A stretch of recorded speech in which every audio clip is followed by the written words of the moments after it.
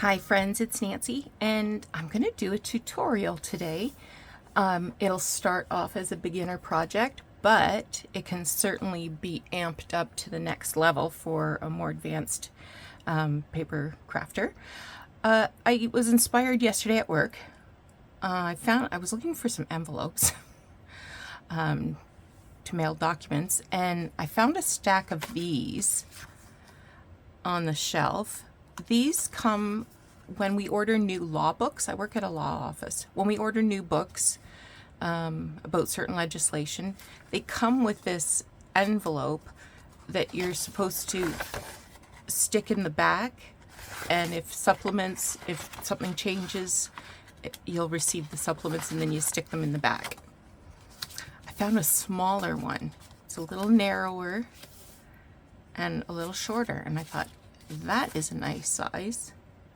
So I took one apart, and it's a gusseted envelope so that you can stick little treasures in there. And all you need is a 12 by 12 inch sheet of paper. So tools are minimal: scissors, ruler, pencil. If you have a scoreboard, definitely a scoreboard is going to be handy. If you want to punch a little divot, you can use a circle punch. I used my envelope punch to make that divot, just because I like that shape a little better right now. It might change. And if you want ink in a blending, an ink tool, a brush or sponge, whatever you use for ink. Okay, shall we get started?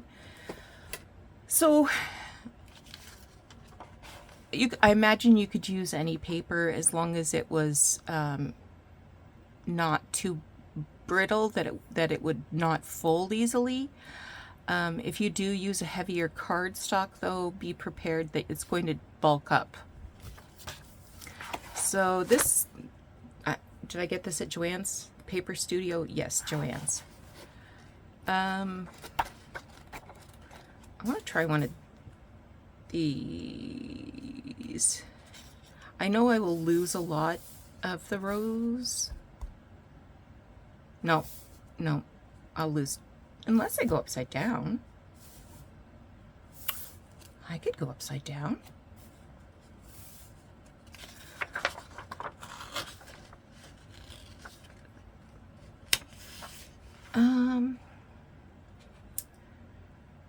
Just see if it says anything about the weight of the paper. It doesn't.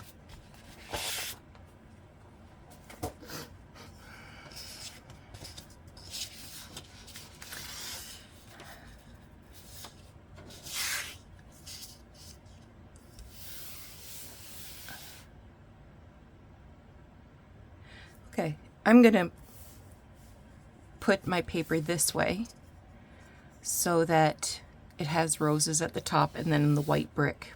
Might look a little weird, doesn't matter. So the first thing you want to do is cut off 4 3/4 from the bottom. So if you're using a trimmer, by all means do that. I have never found a trimmer that I like, so I prefer to use a knife and a ruler. So I'm going to bring this in a bit so you can see more or less what I'm doing. So I've got it at 4 3/4 there.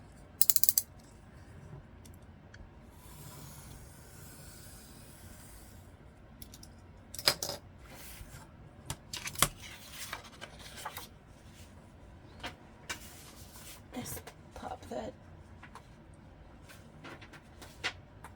in there. Okay. Now, I do recommend a scoreboard. If you have one, get it out. If you don't, you're going to be measuring, and the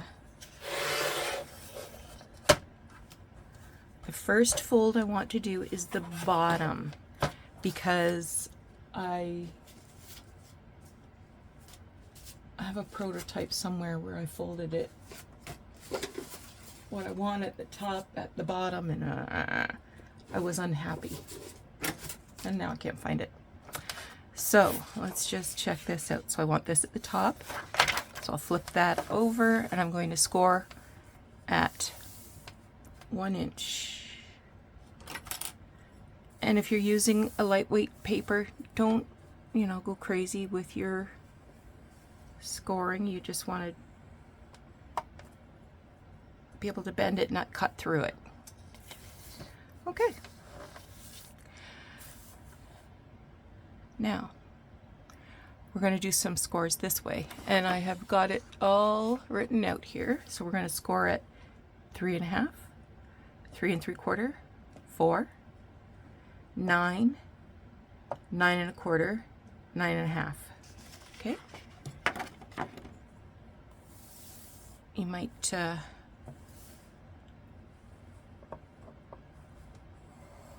You might wish to pause the video at that point, take a screenshot so that you have the measurements. Now I'm doing 9, 9 1/4, 9.5. Okay.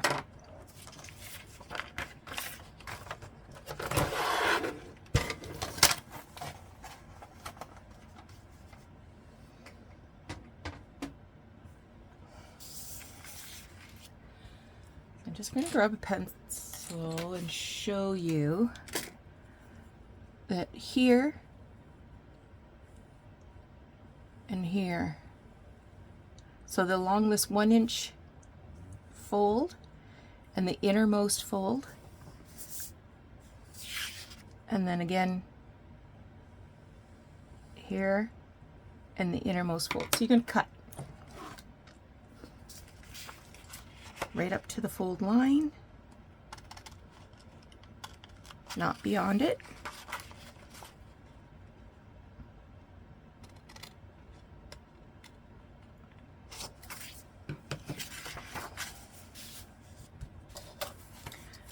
You can use scissors. I'm using my ruler.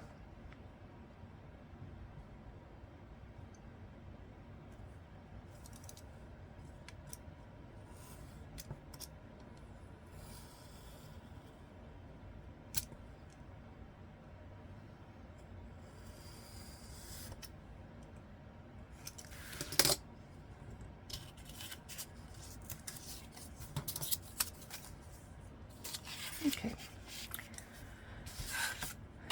So, fold along the first score line, the innermost score line. Beg your pardon, I just had to cough there. Okay.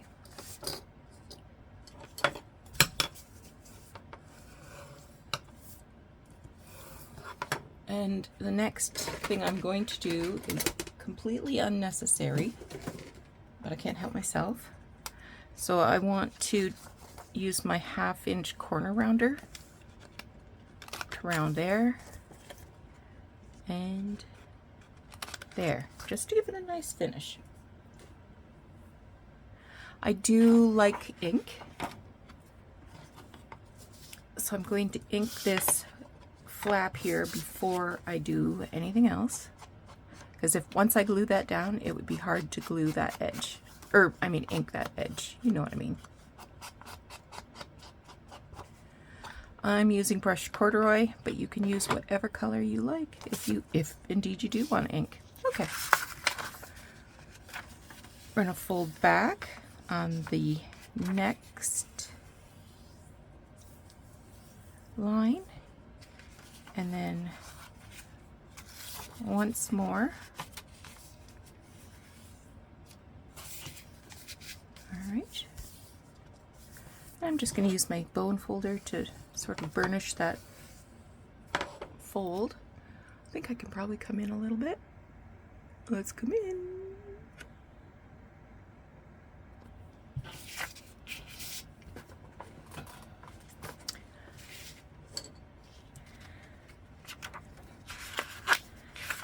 thing on this thing, we're going to fold out.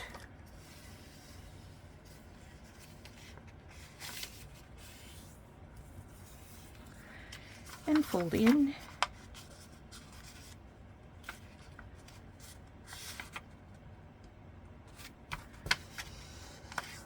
I think I totally missed that.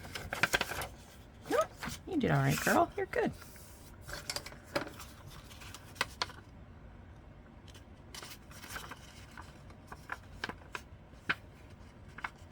No, I did miss it. Oh my goodness.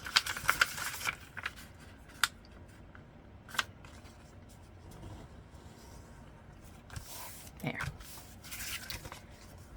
So that's what that looks like. And then this will get turned up. Okay. Now, a couple of considerations here. Before you glue this together, if you want to sew something on the front, do the stitching now while you can still open it up. If you want to add a window, cut a window out now and put something in there. If you want to sew on some lace, if you want to do some hand stitches, probably the best idea is to do it now. Okay, so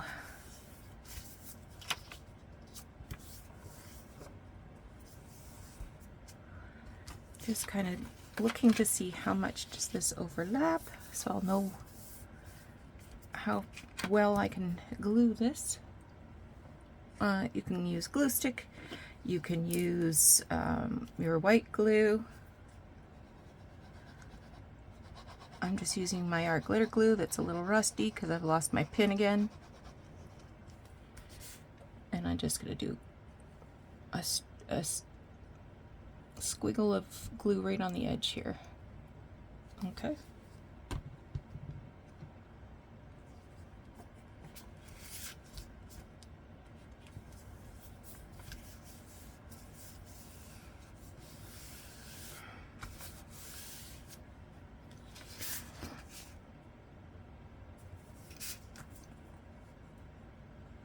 And then I'm going to glue this shut.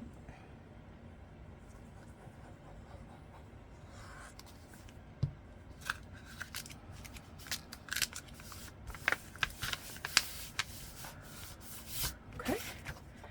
Now, I'm going to put a little divot there. Like I said, if you want to use a circle punch and then just sort of eyeball the middle and then do, you know, half a circle, I'm going to use my envelope punch board.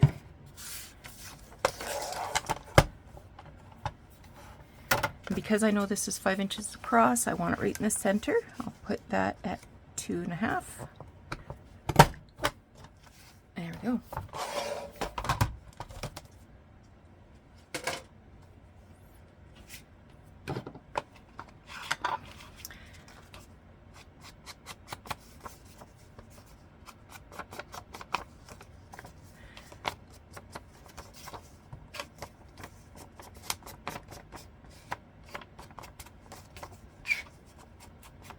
So this could be put in the back of your journal, maybe to hold a small notebook that you take in and out, and maybe travel, not travel, but, you know, take it with you for your shopping lists or to-do lists or whatever. Or maybe you keep important things like you know, sizes for people so that you have, you know, their clothing sizes for when you're shopping. Or maybe you keep a list of your medications, so when you go to the doctor, you can just pop it out.